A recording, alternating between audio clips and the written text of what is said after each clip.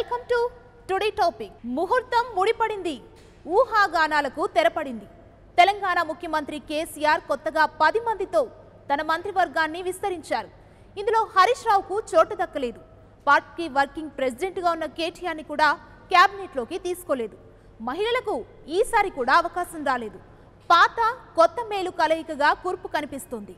లోక్సభ ఎన్నికల కోణంలోనే విస్తరణ చేపట్టినట్లు అర్థమవుతుంది. పాలనలో వేగం పెంచడంతో పాటు వచ్చే ఎన్నికలకు పార్టీని సిద్ధం చేయడంపై కేసీఆర్ దృష్టి పెట్టబోతున్నారు. హరీష్ రావుకు అవకాశం దక్కలేదు. మహిళలకు ఈసారి కూడా ఛాన్స్ రాలేదు. ఎస్టీలకు మళ్లీ నిరాశ తప్పలేదు. కొత్తగా 10 మంది మంత్రులతో కేసీఆర్ విస్తరించిన కేబినెట్ లో 5 రెడ్డి సామాజిక వర్గానికి చెందిన వారి, 1 ఎస్సీ, 3 బీసీలకు అవకాశం దక్కింది. 2 నెలలుగా జరుగుతున్న ఊహాగానాలకు ఎట్టకేలకు తెరపడింది. అయితే ఇది కొత్త ఊహాగానాలకు అవకాశం ఇచ్చింది. హరీష్ రావు రాజకీయ భవిష్యత్తు ఏమిటనే చర్చ మొదలైంది. ఆయన్ని పార్లమెంటుకు పంపుతారనే ఊహాగానాలు కొంతకాలంగా వినిపిస్తున్నాయి.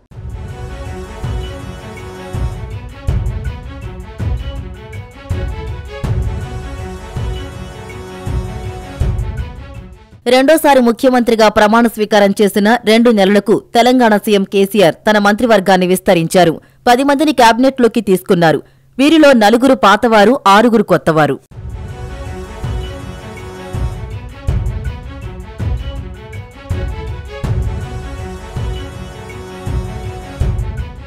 ఈ విస్తరణలో అతిపెద్ద విశేషం కేసీఆర్ మేనల్లుడు హరీష్ రావుకు అవకాశం రాకపోవడం.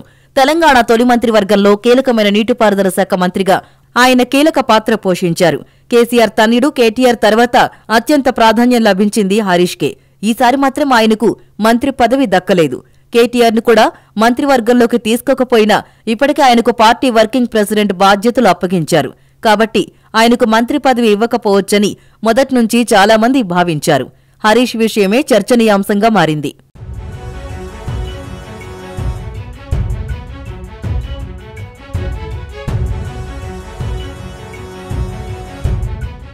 కొత్తగా మంత్రులుగా ప్రమాణ స్వీకారం చేసిన వారిలో 5 రెడ్డి సామాజిక వర్గానికి చెందినవారే, 3 బీసీలు, 1 ఎస్సీ నేత కూడా మంత్రి పదవులు పొందారు. కేసీఆర్ తొలి మంత్రివర్గంలో మహిళకు అవకాశం దక్కలేదు. ఈసారైనా కనీసం 1 మహిళా మంత్రికి అవకాశం ఇస్తారని అంతా భావించారు. కానీ అలా జరగలేదు. అలాగే ఎస్టీలకు ఈసారి కూడా మంత్రి పదవి దక్కలేదు. తెలంగాణలో బీసీలు సుమారు 52% ఉన్నారు. కేసీఆర్తో సహా మొత్తం 12 మంది ఉన్న కేబినెట్లో బీసీలు 3, అంటే 25%, ఓసీలు 6, అంటే 50%. మైనారిటీల నుంచి మహమూద్ అలీ హోంమంత్రిగా ఉన్నారు.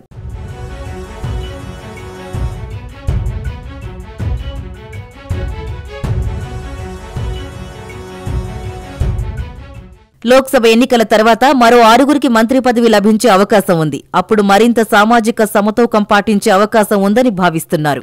మలివిడత విస్తరణలోనే మహిళలకు అవకాశం దక్కవచ్చనే అంచనాలు వినవస్తున్నాయి. జనాభా సగభాగం ఉన్న మహిళల నుంచి ఒక్కరికి కూడా మంత్రి పదవి ఇవ్వకపోవడంపై ఇప్పటికే విమర్శలొచ్చాయి. గత 4.5 సంవత్సరాలుగా ఈ విమర్శలు కొనసాగుతూనే ఉన్నాయి. కేసీఆర్ కుమార్తె కవిత అనేక సందర్భాల్లో ఈ విషయమై ప్రశ్నలు ఎదుర్కొన్నారు. జవాబు చెప్పడానికి ఇబ్బంది పడ్డారు. ఈసారి ఖచ్చితంగా 1 మహిళకు మంత్రి పదవి వస్తుందనే అంచనాలు తలకిందులు కావడం విశేషం.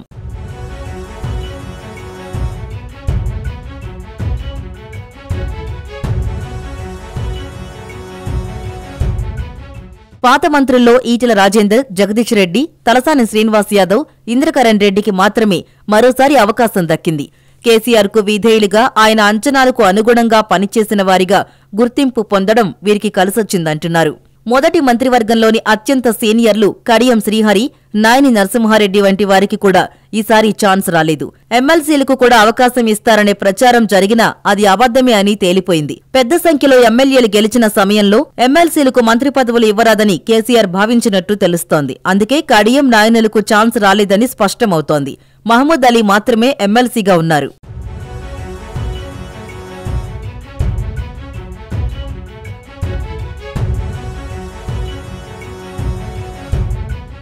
మొత్తానికి రాజ్ భవన్లో కొత్త మంత్రుల ప్రమాణ స్వీకార వేడుక సందడిగా సాగింది.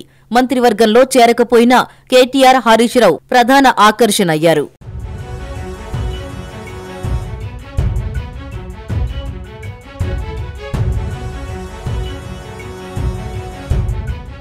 ఉమ్మడి జిల్లాల వారీగా చూస్తే కరీంనగర్, మహబూబ్ నగర్, హైదరాబాద్ నుంచి 2 మంత్రుల చొప్పున పదవులు పొందారు.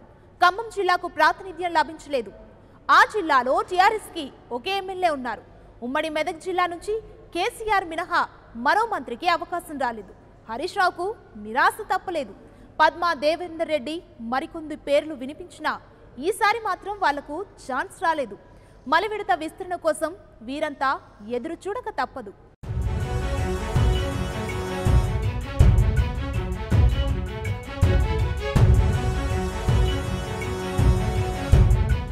తెలంగాణలో 10 ఉమ్మడి జిల్లాలున్నాయి. పునర్విభజన తర్వాత మొత్తం 33 జిల్లాలు ఏర్పడ్డాయి. ప్రతి జిల్లాకు మంత్రి పదవి ఇచ్చే అవకాశం లేదు. పాత జిల్లాల వారీగా చూస్తే హైదరాబాద్ నుంచి మహమూద్ అలీ, తలసాని శ్రీనివాస్ యాదవ్లకు కేబినెట్లో చోటు దక్కింది. ఉమ్మడి కరీంనగర్ జిల్లా నుంచి ఈటెల రాజేందర్, కొప్పుల ఈశ్వర్లకు అవకాశం లభించింది. ఈ జిల్లా నుంచి ఇదివరకు ప్రాతినిధ్యం వహించిన కేటీఆర్ ప్రస్తుతం పార్టీ బాధ్యతలు చూస్తున్నారు. ఇక ఉమ్మడి పాలమూరు జిల్లాకు చెందిన నిరంజన్ రెడ్డి, శ్రీనివాస్ గౌడ్లకు అమాత్య యోగం దక్కింది. ఉమ్మడి ఖమ్మం జిల్లాలో టీఆర్ఎస్ కు ఒకే ఎమ్మెల్యే ఉన్నారు. కానీ ఆయనకు మంత్రి పదవి దక్కలేదు. మిగతా జిల్లాల నుంచి ఒక్కొక్కరికి అవకాశం ఇచ్చారు కేసీఆర్. 2014 ఎన్నికల్లో టీడీపీ నుంచి గెలిచి టీఆర్ఎస్ లోకి మారిన తలసాని శ్రీనివాస్ యాదవ్ కు అప్పట్లోనే మంత్రి పదవి దక్కింది. అలాగే ఎర్రబెల్లి దయాకర్ రావుకు ఈసారి అవకాశం వచ్చింది.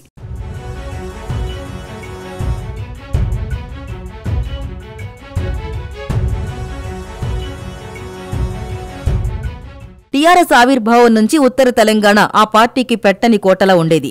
బలమైన క్యాడర్, జనంలో మంచి పేరున్న నాయకులు ఎక్కువగా ఈ జిల్లాలోనే ఉండేవారు. 2014 ఎన్నికల్లో ఉత్తర తెలంగాణ నుంచే కారు గుర్తు ఎక్కువ సీట్లు గెలిచింది. ఇటీవలి ఎన్నికల్లో మాత్రం ఉత్తరం, దక్షిణం అనే తేడా లేకుండా అన్ని చోట్ల గులాబీ జెండా రెపరెపలాడింది. దక్షిణ తెలంగాణలో కూడా భారీ విజయాలు లభించాయి.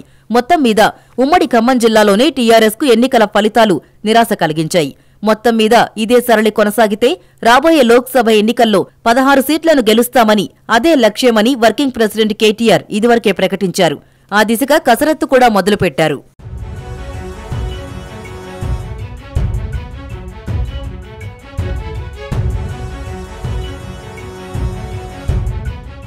లోక్సభ ఎన్నికల తర్వాతే కేసీఆర్ పూర్తి స్థాయిలో మంత్రివర్గాన్ని విస్తరించే అవకాశం ఉంది. ముఖ్యంగా ఖమ్మం సీటును గెలుచుకోవడం టీఆర్ఎస్ కీలకంగా భావిస్తోంది. ఆ జిల్లాలోని నాయకులు ఈ దిశగా కష్టపడి పనిచేస్తేనే భవిష్యత్తులో మంచి అవకాశాలుంటాయనే సంకేతాలిచ్చినట్టు భావిస్తున్నారు. ప్రతిపక్షాలకు ఒక్క ఎంపీ సీటు కూడా రాకుండా హైదరాబాద్ మినహా అన్ని చోట్ల గెలవడమే ప్రస్తుతం టీఆర్ఎస్ లక్ష్యం. కాబట్టే 10 మందితో మంత్రివర్గాన్ని పాక్షికంగా విస్తరించినట్టు కనిపిస్తోంది. కేసీఆర్ రాజకీయ వ్యూహాలు అనూహ్యంగా ఉంటాయి. అవి ఎవరి ఊహకు అందవు. ఇప్పుడు కూడా ఆయన తనదైన శైలిలోనే నిర్ణయాలు తీసుకున్నారు.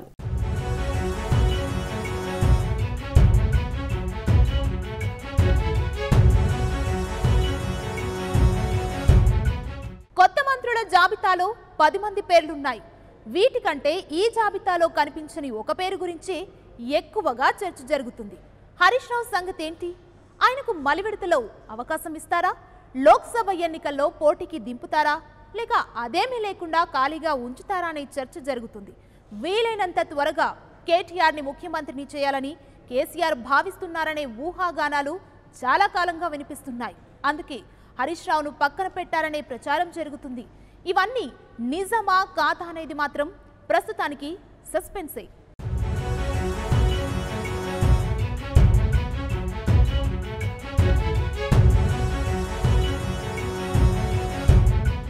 కేసీఆర్ తొలి మంత్రివర్గంలో హరీష్ రావుకు చాలా ప్రాధాన్యం లభించింది.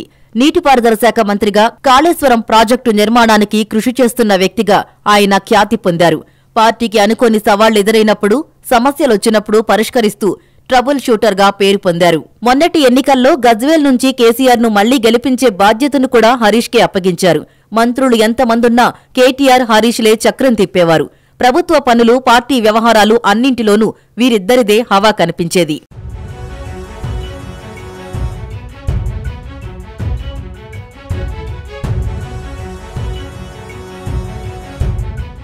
టీఆర్ఎస్ ఆవిర్భావ సమయం నుంచి హరీష్ రావు కేసీఆర్ కు తోడు నీడగా ఉన్నారు.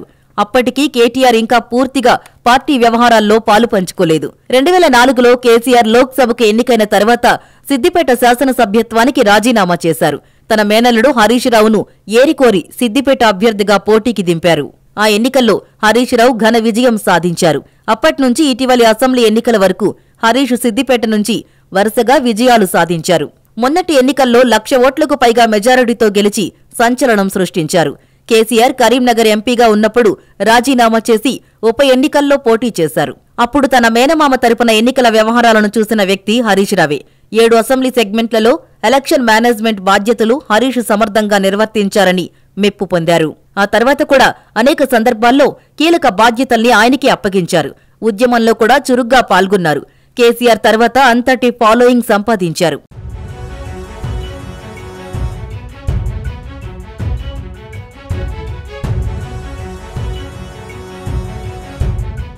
టీఆర్ఎస్ రెండోసారి గెలిచిన తర్వాత కేటీఆర్ హరీష్ రావుకు అవకాశం వస్తుందనే విషయంలో ఎవరికీ అనుమానం ఉండేది కాదు. కానీ కేసీఆర్ అనూహ్య నిర్ణయాలు తీసుకున్నారు.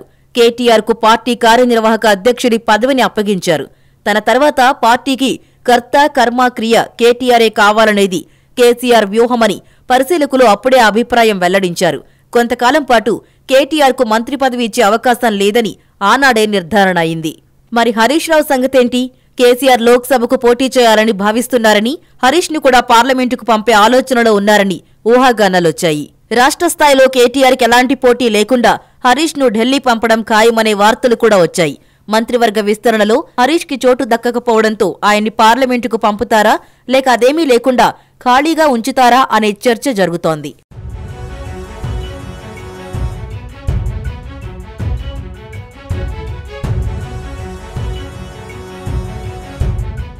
మంత్రివర్గంలో హరీష్ కు ఇక ముందు కూడా చోటు దక్కకపోతే ఆయన 5 ఏళ్లు సాధారణ ఎమ్మెల్యేగానే ఉంటారా, మరేదైనా పని అప్పగిస్తారా అనే దానిపైన స్పష్టత లేదు. 4.5 ఏళ్ల పాటు మంత్రిగా బిజీగా పనిచేసిన ఆయన 5 ఏళ్ల పాటు ఖాళీగా ఉండడం అనివార్యమా అనేది కూడా ప్రస్తుతానికి జవాబులేని ప్రశ్నగానే ఉంది. ఇటీవలి అసెంబ్లీ ఎన్నికల తర్వాత కొందరు కాంగ్రెస్ నాయకులు హరీష్ ను టార్గెట్ గా చేసుకుని ఆరోపణలు చేస్తున్నారు. కేసీఆర్ కు బదులు హరీష్ నే విమర్శిస్తున్నారు. వీటి వెనక అంతరార్థం ఏంటనేది కూడా ఎవరికీ అంతుపట్టడం లేదు. కేసీఆర్ పై తీవ్ర ఆరోపణలు చేసే రేవంత్ రెడ్డి కూడా ఇప్పుడు కేవలం హరీష్ ను మాత్రమే టార్గెట్ చేస్తున్నారు.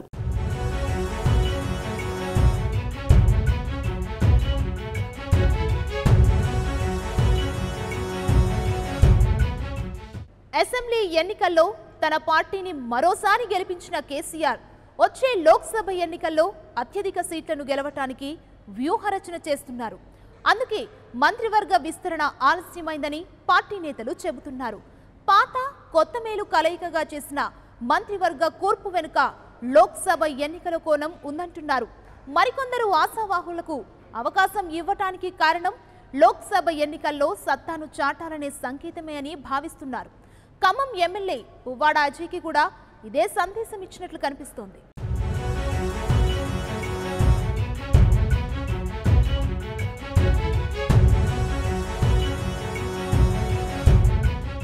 తెలంగాణ ముఖ్యమంత్రి కేసీఆర్ కు రాజకీయాల్లో అపర చాణక్యుడని పేరు. ఎవరూ ఊహించని వ్యూహాలను రచించి అమలు చేయడంలో దిట్ట. గతేడాది ముందస్తు ఎన్నికల కోసం సంచలన నిర్ణయం తీసుకుని అందర్నీ ఆశ్చర్యపరిచారు. లోక్సభ, అసెంబ్లీకి జమిలి ఎన్నికలు జరపడానికి 6 నెలల ముందస్తుకు వెళ్లడం ఏంటని అంతా ఆశ్చర్యపోయారు.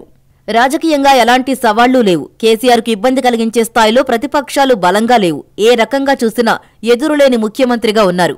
మరి ముందస్తుకు వెళ్లడం ఏంటనేది ఎవరికీ అర్థం కాలేదు. అందులోని అంతరార్థంపై రకరకాల ఊహాగానాలొచ్చాయి. అది ట్రంప్ కార్డు లాంటి నిర్ణయమని కొందరు మెచ్చుకున్నారు. ఇది వ్యూహాత్మక తప్పిదమని ప్రతిపక్ష నేతలు విమర్శించారు.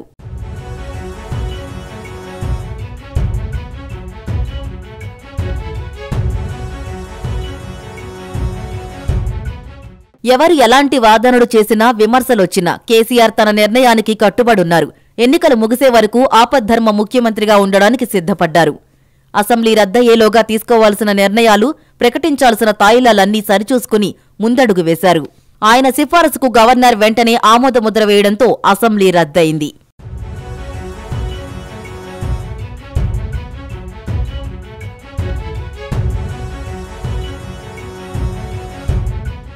అసెంబ్లీ ఎన్నికల ప్రక్రియ మొదలయ్యే నాటికి, పూర్తయ్యే నాటికి రాజకీయ పరిస్థితులు పూర్తిగా మారిపోయాయి. కాంగ్రెస్తో తెలుగుదేశం పార్టీ పొత్తు ఒక సంచలనం, చాలా మందికి అనూహ్యం. ఆ ఎన్నికల పర్వంలో అత్యంత వివాదాస్పద పరిణామం ఇదే. కాలానికి అనుగుణంగా ఈ నిర్ణయం తీసుకోవాల్సొచ్చిందని చంద్రబాబు సమర్థించుకున్నారు. కాంగ్రెస్, టీడీపీ ఉమ్మడి ప్రచారం ప్లస్సా మైనస్సా అనే చర్చ కూడా జరిగింది.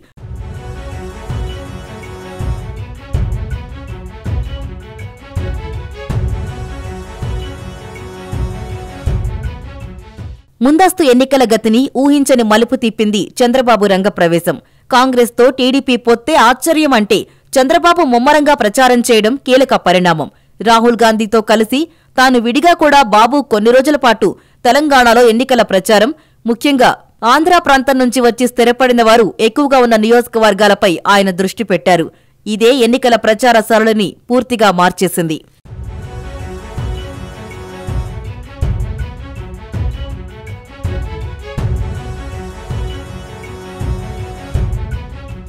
చంద్రబాబును ఆంధ్రాబాబుగా అభివర్ణించిన కేసీఆర్ దూకుడుగా విమర్శలు చేశారు. బాబు తెలంగాణను దోచుకోవడానికొస్తున్నారని ఆరోపించారు.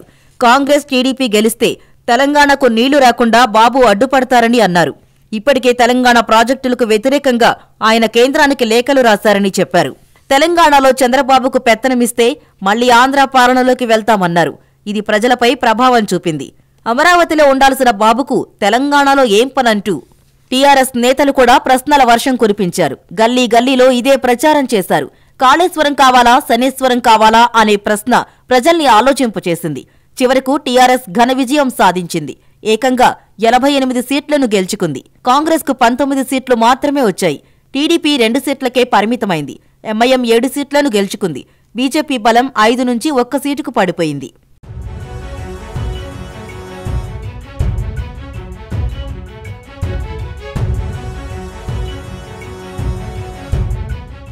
అసెంబ్లీ ఎన్నికల్లో ఘన విజయం తర్వాత కేసీఆర్ లోక్సభ ఎన్నికలపై దృష్టి పెట్టారు.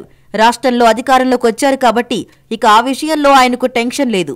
వీలైనన్ని ఎక్కువ పార్లమెంటు సీట్లను గెలుచుకోవడమే ఆయన తదుపరి లక్ష్యం. అలాగే ఆయన లోక్సభ ఎన్నికల్లో పోటీ చేస్తారనే ఊహాగానాలు వినవస్తున్నాయి. కానీ ఇంతవరకు ఆయన దీని గురించి బయటకు చెప్పలేదు. ఆయన మనసులో ఏముందనేది మాత్రం ఎవరికీ తెలీదు. ఎన్నికల షెడ్యూల్ వచ్చిన తర్వాతే కేసీఆర్ పోటీపై స్పష్టత వచ్చే అవకాశం ఉంది.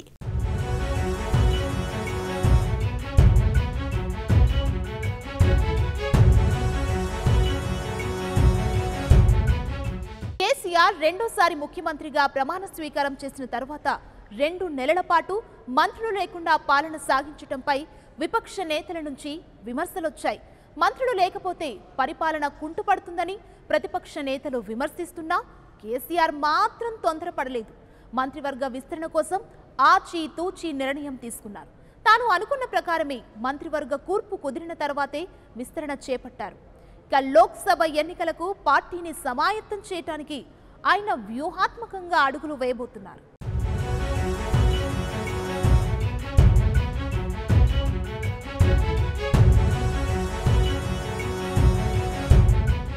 కేసీఆర్ రెండోసారి ముఖ్యమంత్రిగా ప్రమాణ స్వీకారం చేసినప్పుడు ఆయనతో పాటు మహమూద్ అలీ ఒక్కరే ప్రమాణ స్వీకారం చేశారు. 2 నెలలకు పైగా ఇతర మంత్రులెవరూ లేకుండానే ప్రభుత్వాన్ని నడిపారు. అన్ని శాఖలకు సంబంధించిన వ్యవహారాలను ఆయనే చూసుకున్నారు. తాను అనుకున్న విధంగా మంత్రివర్గ కూర్పు మీద కూడా దృష్టి పెట్టారు. ప్రతిపక్షాల విమర్శల్ని పట్టించుకోకుండా తన పని తాను చేసుకుపోయారు.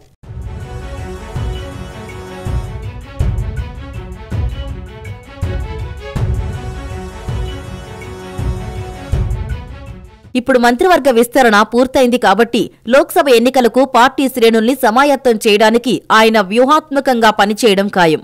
అసెంబ్లీ, గ్రామ పంచాయతీ ఎన్నికల్లో విజయంతో ఇప్పటికే టీఆర్ఎస్ క్యాడర్ మంచి జోష్ మీదుంది. ఇప్పటికే ఎలక్షన్ మూడ్లో ఉన్న పార్టీని దూకుడుగా లోక్సభ ఎన్నికల వైపు నడపడానికి కేసీఆర్, కేటీఆర్ తమ ప్రయత్నాల్ని ముమ్మరం చేయబోతున్నారు.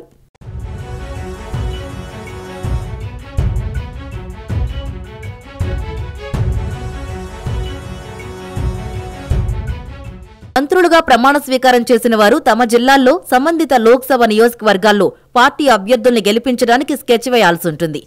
ప్రతిపక్షాలకు ఒక్క సీటు కూడా దక్కని విధంగా విజయాల్ని సాధించడానికి కేసీఆర్ వ్యూహాలకు అనుగుణంగా పనిచేయాల్సుంటుంది. మంత్రులుగా పరిపాలనపరమైన బాధ్యతలు చూస్తూనే పార్టీ పనుల్లోనూ నిమగ్నం కావాల్సుంటుంది. అంటే వాళ్లకు చేతి నిండా పనుందన్నమాట. లోక్సభ ఎన్నికల ఫలితాలు వెలువడిన తర్వాత మరో 6గురిని కేసీఆర్ తన మంత్రివర్గంలోకి తీసుకునే అవకాశం ఉంది.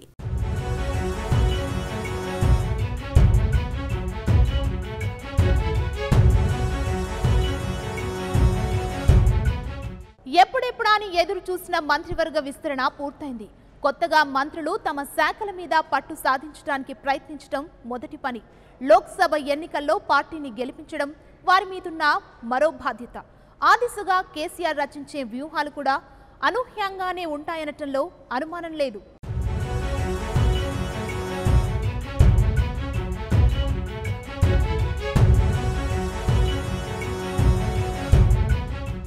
ఇది ఈరోజు టుడే టాపిక్. మరో టాపిక్తో మళ్ళీ కలుద్దాం. నమస్తే.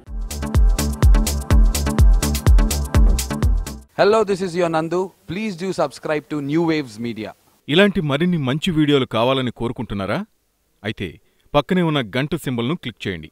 అలాగే సబ్స్క్రైబ్ చేయండి.